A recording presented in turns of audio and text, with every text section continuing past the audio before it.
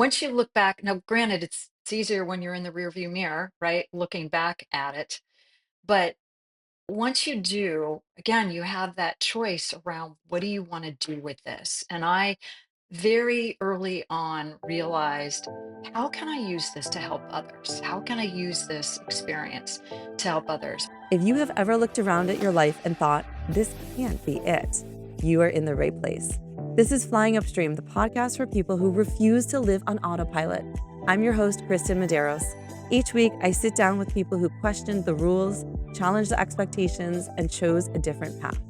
Not because it was easy, but because it was honest. We talk about the moments that broke them open, the decisions that scared them, and the lives they built when they stopped doing what they were told and started listening to themselves. If you are done following the crowd and ready to trust your own way forward, stay with me. Let's fly upstream. Welcome back to Flying Upstream, free spirits. Today's conversation is for anyone who has ever told themselves, I'm fine. Not Hmm. happy, not fulfilled, not lit up, just fine.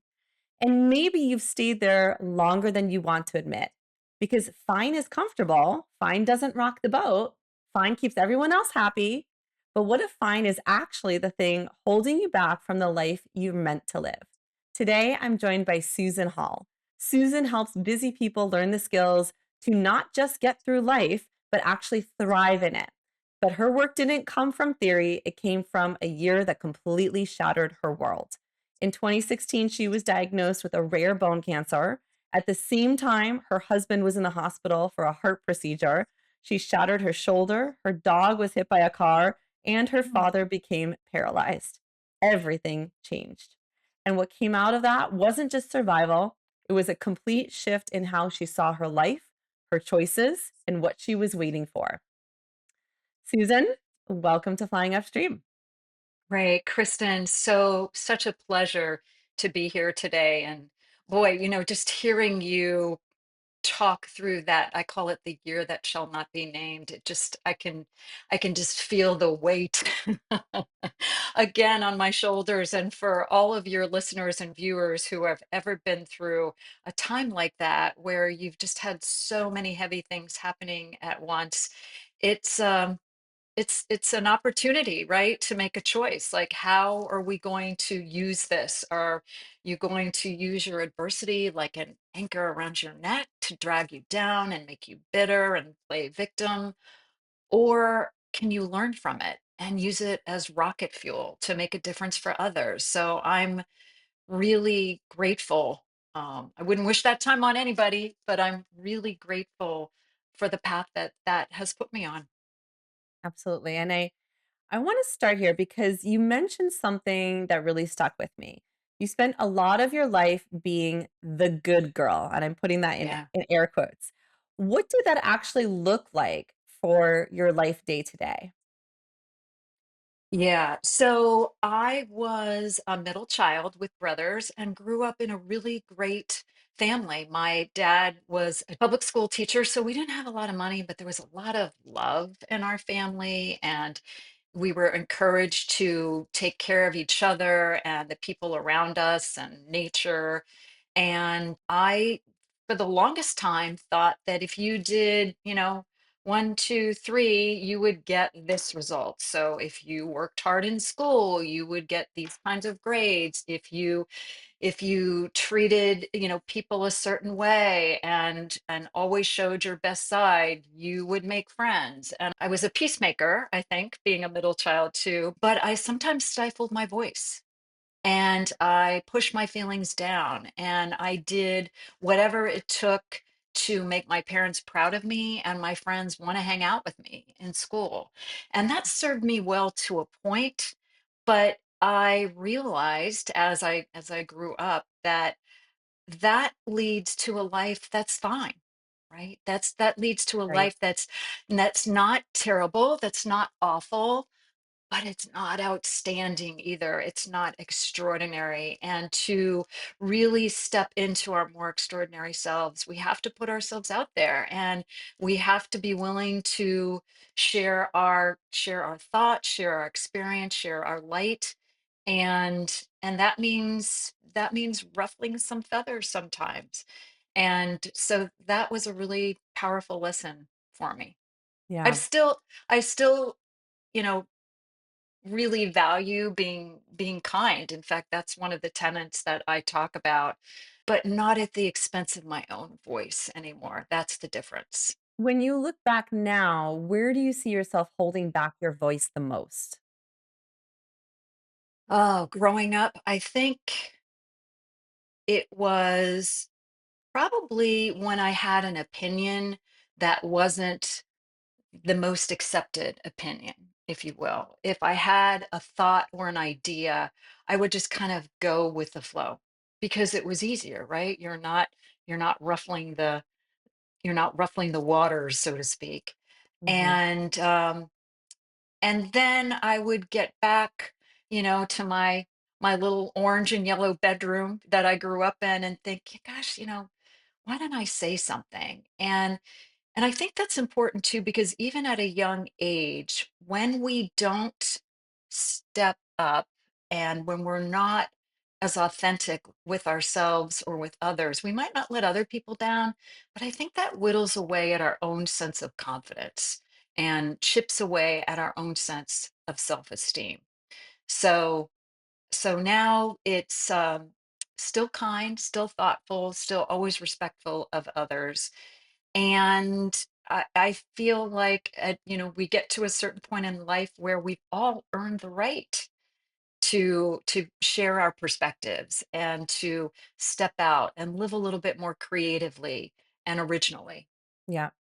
And I really this concept of being in the fine zone really resonates with me because I feel like I have spent much of my life there as well. Mm, And for me, what I'm hearing from what you're saying about being in this fine zone is that yes, you have to now learn later in life to speak up and advocate for yourself, but the real damage for me was that I don't even know who I am anymore. I don't mm, know what I like. I don't mm, know what my passions are because I have put other people ahead of me for so long, in addition to not listening to my own intuition and my own voice. And that combination has kind of left me in this strange place where I'm like, I don't know. Who am I? I yeah, don't know. Right? Am I yeah. fine? Am I not fine? I don't know. So I think it is about using your voice, but it's also about trusting your intuition and not losing that piece of who you are, even if you have to quiet it for a certain time in your life. Right. And I think that's a really powerful observation, Kristen. And, when I talk about the fine zone, so if you think of like happiness as a continuum, right? Things are going great, they're rocking right along. I'm doing well in my relationships, well in my business, health wise, everything, super happy. Other side, miserable, right? That year that shall not be named for me was a miserable time. But if you think about it, if you are not entirely happy, does that mean that you're miserable? And if you're not entirely miserable, does that mean you're happy? And there's this vast area in between, and that's what I call the fine zone. And it's perfectly fine to feel fine. In fact, it's desirable to feel fine. But when we start getting to the point where we start asking those questions like, is this it? I mean, is this all there is? Shouldn't I be doing something more? Am I wasting my gifts? Shouldn't things be better now? Then you start moving closer to not so fine. And that's a warning sign. And those are the times that we have a choice. We can either push that little voice down and say, you know what, things are fine. They're good. I'm not going to rock the boat. Or we can do some self-reflection, make some decisions and do some little things a little bit differently to get ourselves out of fine and to what I call a real life extraordinary life, which I truly believe all of us are meant to lead. Yeah. Why do you think fine is so dangerous, even though it feels safe? It feels comfortable. Why is it not a good thing for us?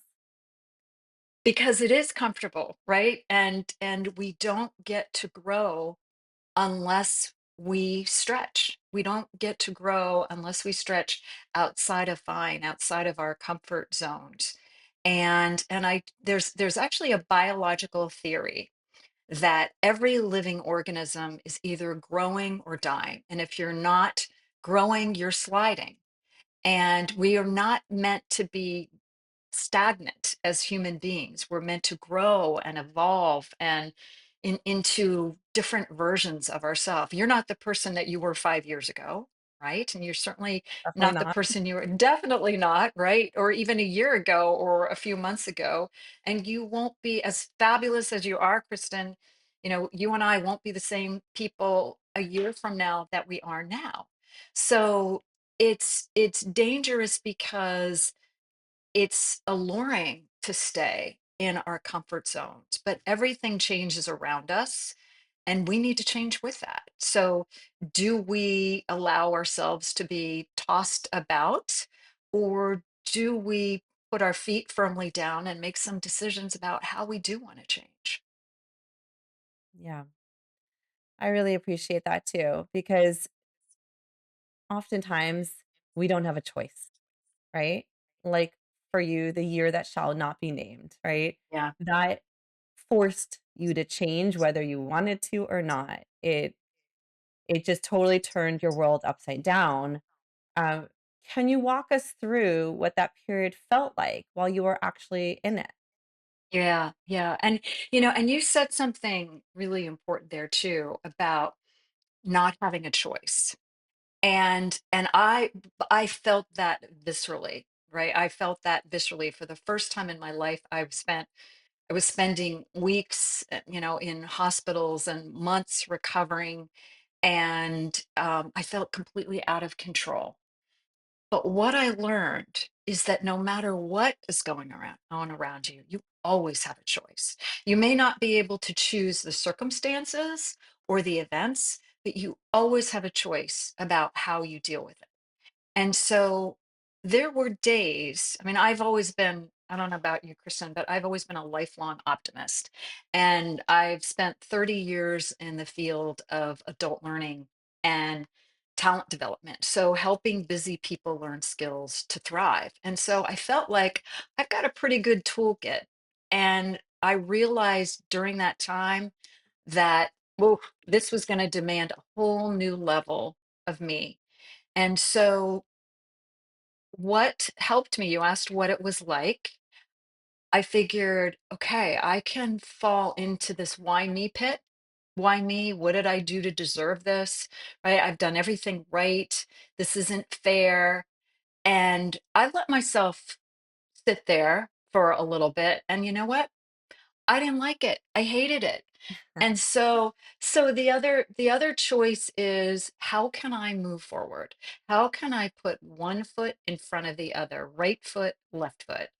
And I now have the incredible, breathtaking privilege of helping newly diagnosed chordoma patients.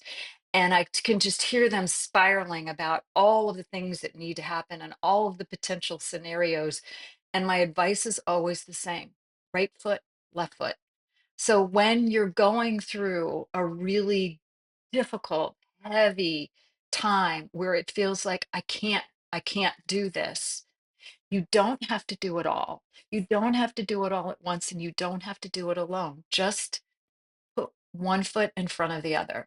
And that was my mantra. I mean, I truly finally understood what people meant by one day at a time. Because if I could get out of bed, if I could stand at my standing desk for 10 minutes and answer an email before having to go back and lie on my side in my hospital bed in the middle of the living room, then if I could handle like a friend coming over and sitting with me for half an hour or an hour, that was that was all I needed to accomplish that day, right? Let my body heal, right foot, left foot. And that, I truly believe, is a great mantra for life, especially when things get really tough. I love that. You know, I really appreciate that because I mean, I'm, getting close to 180 episodes now, and I've talked to a lot Yeah, of it's guests, great. Yeah. and many people say similar things that you have to start with a tiny thing every day Mhm. and just kind of relishing in that and being grateful for the small things you do have. So your friend came over and sat with you for 30 minutes and you were able to be present and tolerate that. Like, that's amazing. Yeah. That's so great. And something that you've also mentioned in the past is like stepping into vulnerability. Even talking about things like this, like at one time felt like such a stretch. What Mhm. made you kind of take that step anyway? Mm. I I have become so much braver through this experience, and what I've learned is that you don't get stronger or braver by doing what you can, right? You get stronger but doing by doing what you thought you couldn't. And I never thought, I mean, I never anticipated going through all of that in such a short period of time. And it's like once you look back, now granted, it's easier when you're in the rearview mirror, right? Looking back at it. But once you do, again, you have that choice around what do you want to do with this? And I very early on realized, how can I use this to help others? How can I use this experience to help others? Because to your point, you mentioned gratitude. I had to get very clear on anything that brought me joy to get through the day because there were some days that were this lifelong optimist did not want to get out of bed. And in fact, a couple years later, a friend of mine was going through her own year that shall not be named. And she asked me, she said, Susan, how did you get through that time? Because I feel like I'm completely overwhelmed. I'm taking drugs that I wish would work, but they're not, and I don't want to be taking them. And so how did you get through it? And I don't want you to just tell me to buck up or, focus on the positive. I want the playbook. I want the guide. And so I sat down and I started really clarifying what did I do? What was my mindset? And that became a letter to my friend and that became my first book, Decide Happy. And one of the key practices is gratitude, right? Finding, to your point, where we really build that mental muscle is the small things. And anybody can feel grateful when things are going well, but it's when things suck, right? And we can still find the things that we feel good about. That's when we build our gratitude muscle. And another one is control. I mean, for the first time in my life, I felt like I had no control over what was going on, but I realized, you know what? There are some things I can control. So even in an uncontrollable situation, we still get to control how we show up, how we make decisions, how we respond, how we react.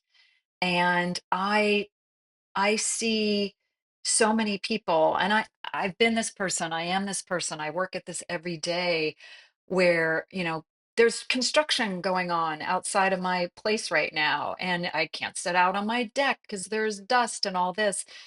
Do I want to whine about it? Do I want to complain about it? Or do I want to just think, you know what? I'm really grateful. I've got this cool little place that I get to enjoy in Florida, during the winter and not. So there's always things that we get to control and we can take a different meaning from.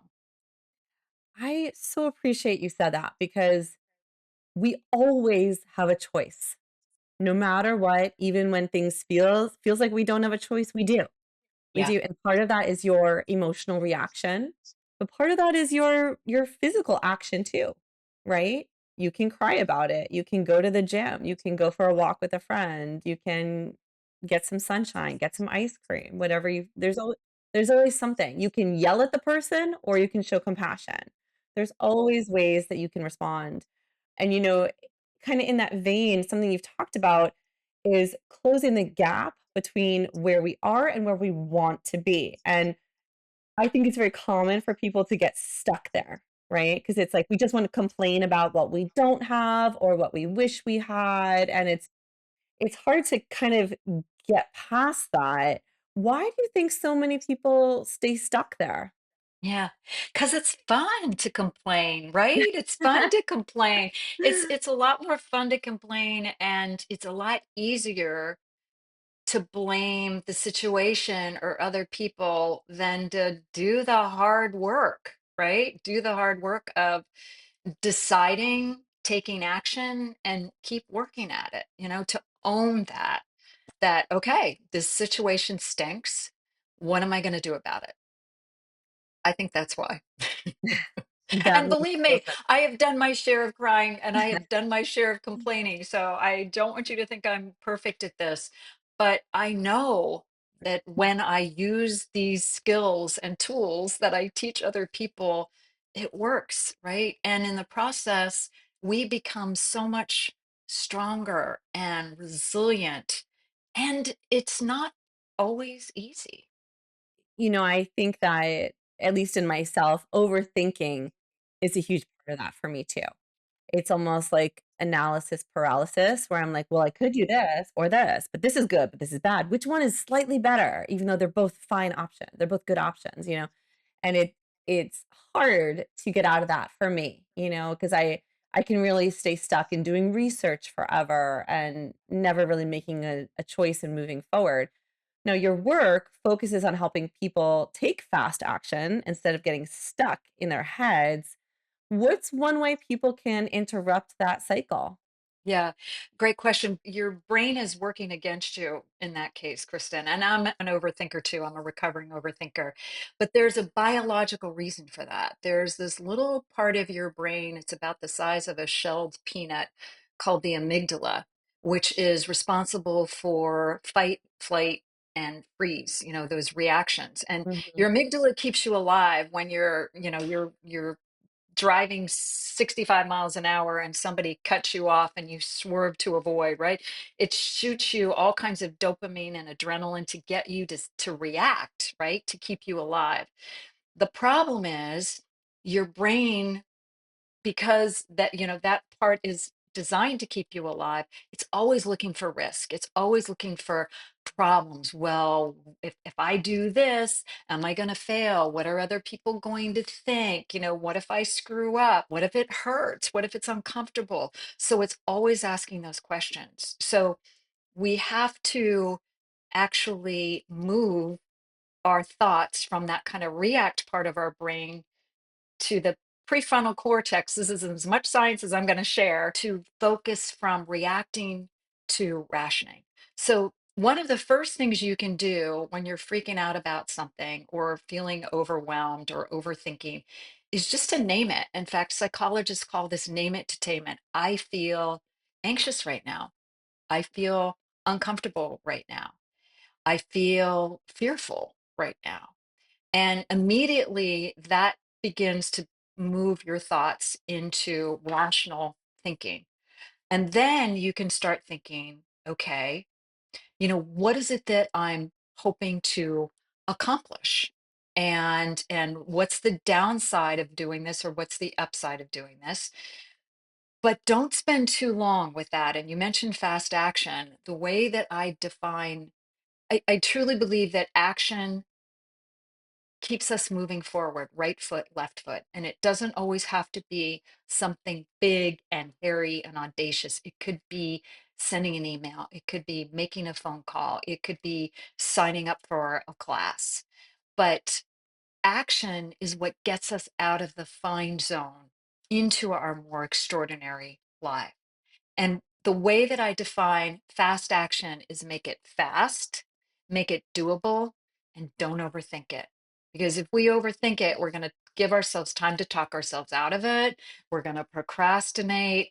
So, as quickly as you can, take a fast action, fast, doable, don't overthink it. That's what begins to move us forward in our lives. Mhm. I could talk about that all day, so I want to be careful, Kristen, that I'm answering your questions. No, I think that's really wise, that those 3 things that, fast, doable, and don't overthink it, because you're right. It's like you can talk yourself into it or out of it, and if you stay there forever, that's not helpful for anybody, and I would argue that probably goes in your category of dying versus growing. So, Yeah. really good tip there. And Susan, as we're winding down a little bit today, we've got one last question, and I wanna bring this back to your core message, which is that you already have everything you need right now. For someone listening who doesn't believe that yet, what would you say directly to them? So I want your listeners to know that you have your own journey, you have your own life and your own experiences that make you magic and unique and extraordinary. And you have learned things, you have been through pain, you have lessons etched upon your heart and your soul that can contribute and help another human being. And so no one in the history of time has your exact series of decisions and your biology in this period of time. So you truly are already extraordinary. You're born that way. But what happens is somewhere along the way, we forget that and we dim our light, and just like I was, the good girl trying to fit in, trying to conform, but we aren't made to conform. We're made to be extraordinary. So, my wish for you is to stay strong and be brave and take those fast actions, right foot, left foot, and stay kind. I truly believe that. My adrenaline was going before our meeting today, Kristen, before our podcast. As many of these as I do, I hope that adrenaline never stops. I feel like if I am super excited about something and a little scared, we're doing it right because Mhm. that's the only way A, we get to grow, and B, we get to shine our light on others. And that we all need that right now. That is amazing. And thank you, Susan, for sharing all that. Before we go, I want to give you an opportunity to share your website too. Sure, sure. Well, I would love to invite your listeners and viewers to decidehappy.com, where I write just a little bit of happy in your inbox once or twice a month. I know every marketing person says I should be doing a lot more, but I write I write old fashioned and I put a lot of time into it. You can also learn about my books, my speaking engagements, my workshops. So decidehappy.com. Amazing. Susan, this has been such a powerful conversation. Thank you. Your story truly is a reminder that life can change in an instant, and waiting until Yeah. we feel ready, confident, or certain is just another way of staying stuck. So, Yeah. thank you. You've given us something so tangible here, not just inspiration, but really a way forward. Thank you so much for being here and for sharing your story today. Great. Kristen, and thank you for what you do and the light that you're putting out into the world right now. You're making a difference. Thank you, Susan. If today's conversation sparked something in you, take a moment to sit with it. You can find more episodes and resources at flyingupstreampodcast.com. And if this show speaks to you, the best way to support it is to subscribe, leave a review, and share it with someone who is ready to question the path they are on. Until next time, keep questioning, keep exploring, and always keep flying upstream.